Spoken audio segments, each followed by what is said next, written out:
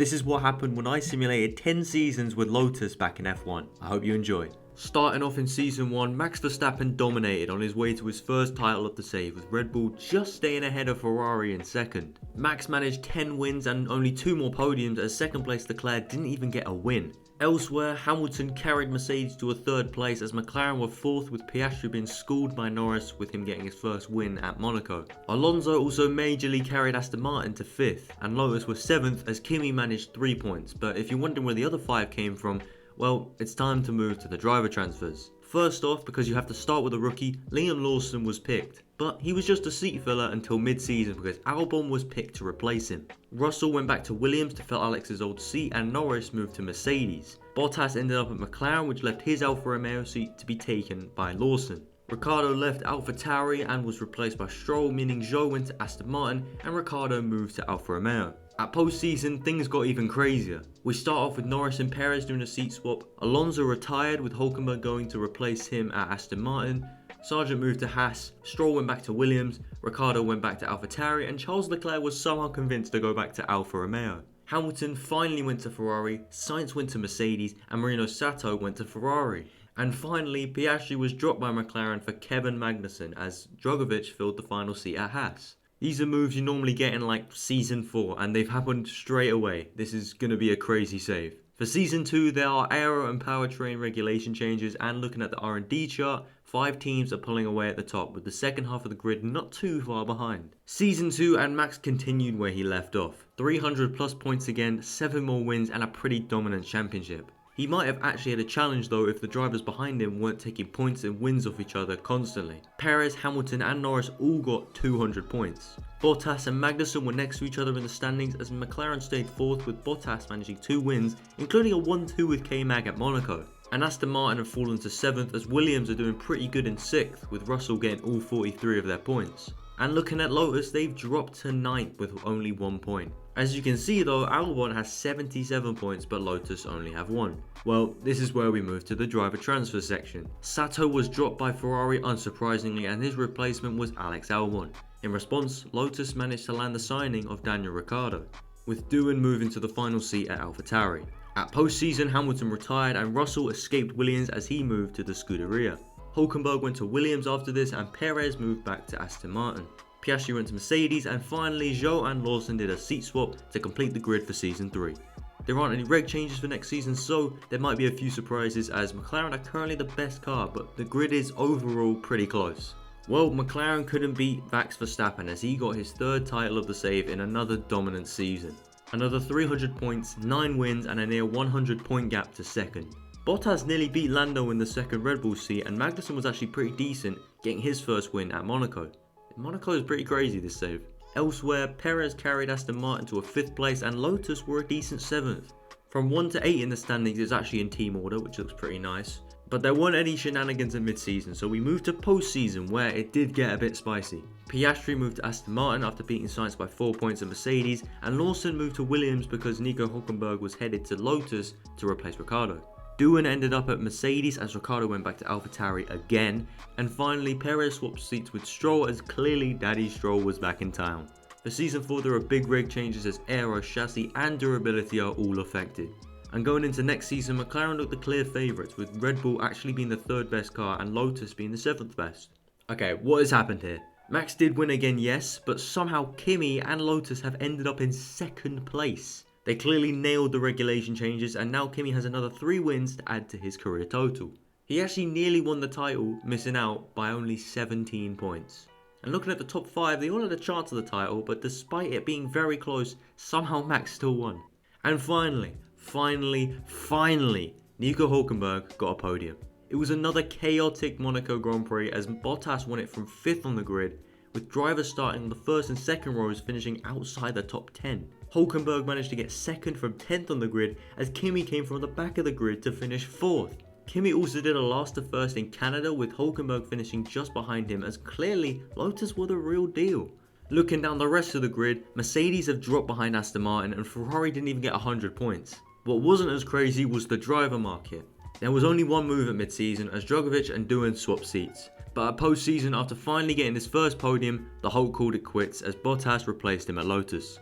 As well as this, Kimi got bored and became team principal, with Romain Grosjean making a return to the sport in place of the Finn. Ricciardo returned to McLaren as well to replace Bottas, and for some reason Aston Martin sacked Piastri for Drugovich as Oscar went to AlphaTauri, and Sato also went to Mercedes. There aren't any reg changes for next year, and we can see on the R&D chart that Lotus recovered very well from the initial drop to eventually finish as the fastest car, with Red Bull only being the 4th best.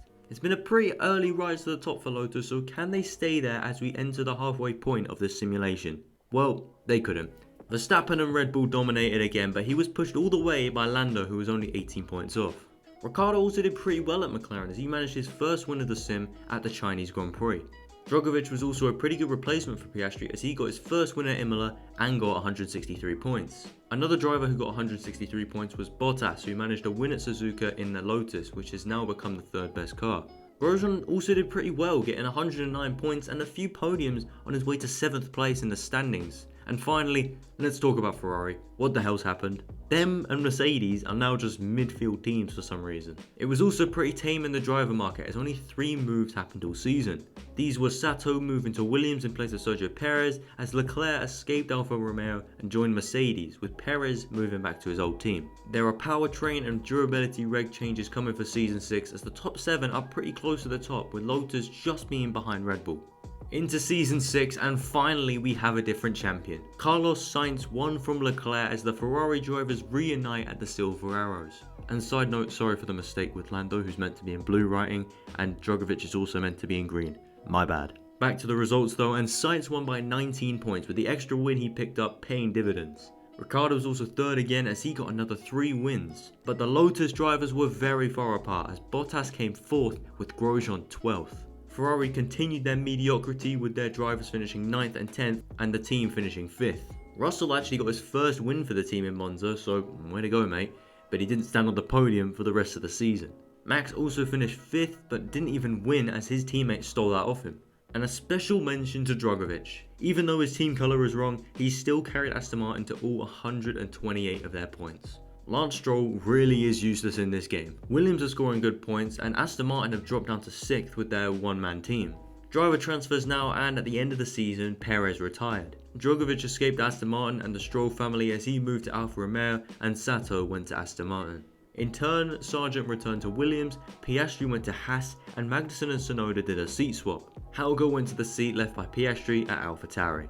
And finally, Bottas retired, leading to Iwasa joining Lotus. For Season 7 there are chassis reg changes, and as you can see, it's incredibly close at the front with 7 teams, and I guess an 8th as well, being at the top. Let's see how this affects the order in Season 7. Well, Sainz was champion again as Mercedes have seemingly returned to the top again. It was kind of close as he wasn't far ahead of teammate Leclerc, but Ayumu Iwasa was class for Lotus. 249 points and a win on debut for the team was an amazing season for him. McLaren haven't been as good as they were in the last save, top right if you haven't seen it, and they were only 4th as Lotus and Red Bull finished above them. Max did get back on the top step this season, but he was only 4th in the standings, 99 points behind 3rd. And finally, Liam Lawson. He carried Williams to a 6th place in the Constructors as they were fighting with Ferrari in the championship for midfield bragging rights. And Aston Martin have fallen off a cliff as they finished 10th with 0 points. Stroll hasn't scored a point in like 2 or 3 seasons. How does he still have a seat? Well, at the end of the season, Magnussen retired and so Yuki receded back into his AlphaTauri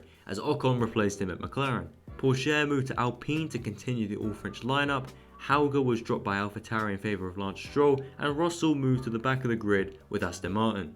And then the all-French lineup was destroyed when Gasly went to Ferrari to replace Russell, with Sato joining Alpine. And Vesti completed the grid by joining Aston Martin. With no reg changes coming in Season 8, the grid is very close to the top as no more development can happen. Everyone's reached their peak. And let's see if any different team can win the championship. Well, a different team couldn't win, but a different driver won. Leclerc won his first title for Mercedes as Sainz was nowhere near, finishing behind Iwasa. There were a few surprises down the grid as Lando finished ahead of Max, Ocon was ahead of Ricciardo, and Gasly was ahead of Albon, who didn't even finish in the top 10 for Ferrari. Aston have recovered slightly as Russell scored 70 points and they finished 6th ahead of Williams. The standings really haven't changed though, as Lotus couldn't get ahead of Red Bull thanks in part to Grosjean being out of the top 10 as his teammate was 2nd, but onto the driver transfers, and there weren't that many. First off to go was Vesti as Aston Martin dropped him and went back in for Marino Sato. Piastri moved to Alpine, and Iwasa went to Haas. And finally, Helge replaced Max Verstappen at Red Bull because the big man was going to Lotus. He'd given up on the Red Bull project and was now hoping that this team could get him back on track and get him another title. And with reg changes to aero and durability and the development maxing out, it was anyone's game in Season 9. And surprise, surprise, he gets a good car and he won the championship. Verstappen went all the way with the Mercedes of Leclerc and only finished 9 points ahead of him though. Lotus never really had a chance in the constructors though, because there's this driver in the team called Grosjean who hasn't been quick since his debut season in this save. McLaren finished 4th again in another average season, as Ricciardo wasn't even in the top 10, with Ocon completely carrying the team. The points were pretty spread out among the grid, but this still didn't lead to anything in the standings looking any different. With nothing else to say really, let's move on to the driver moves, and once again it's pretty tame. Russell and Helge swapped seats at mid-season, but at post-season a few mad things happened. First, Albon retired, which led to Sato going to Ferrari to replace him, which opened up a seat at Aston Martin, which Max Verstappen took.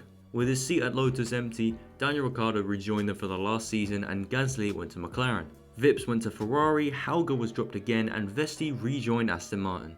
And finally, Stroll and Porsche did a seat swap. There aren't any reg changes to spice up Season 10, and so with the best driver in a bad team, who's gonna win Season 10? Let's find out. Well, our winner was Charles Leclerc, as the Mercedes drivers and former Ferrari ones now have 2 titles each. He dominated the championship, finishing miles ahead of 2nd place Russell and 3rd place Norris. Ricciardo finished 6th, which wasn't great, and obviously Grosjean was out of it completely, so Lotus ended up finishing 5th. Williams actually got a load of points and Ferrari finished in 7th. What a way to end the save. But thank you for watching, subscribe to the channel if you liked it, and I'll see you in the next one.